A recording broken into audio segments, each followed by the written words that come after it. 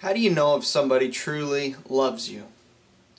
Is it if they say nice things to you, or they tell you that they love you, and they say kind words, or they're encouraging, or maybe it's if they give you gifts, or maybe they're very affectionate and they hug you, and if it's your wife or your husband or your boyfriend or girlfriend, they like to be next to you and hold you and put their arm around you.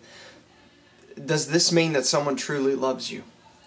I'd say we can look at a lot of things, and we can test in a lot of ways if they love you. Well, they really seek your good and all this kind of stuff. But what really the heart of the issue comes down to, I would say, is this. This is how you can tell if someone truly loves you. If they serve you.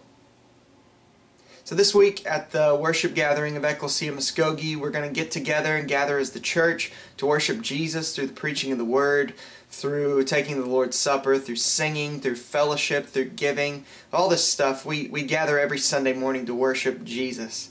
And the last 5 weeks we've been going through a sermon series titled Jesus and His Church. We're looking at what the Bible says about what the church is, what the church does, who leads the church, who serves the church, all this kind of stuff. And so this week we'll be in the book of Acts chapter 6 verses 1 through 7, and we're going to be looking at the office of deacon, which are the lead servants in Jesus' church. And then we're going to be in the book of Mark chapter 10 verses 42 through 45, and we're going to be looking at the fact that we are all servants, and Jesus is the true and better servant who gives His life as a ransom for many. So we encourage you, come gather with the church to worship. We're going to be digging deep into the Word as we look at the fact that Jesus serves His church. As Christians, we got to wrestle with what it means to be the church, not just with our ideas of it. We got to wrestle with questions like, what constitutes a local church? And what does it mean to be the church?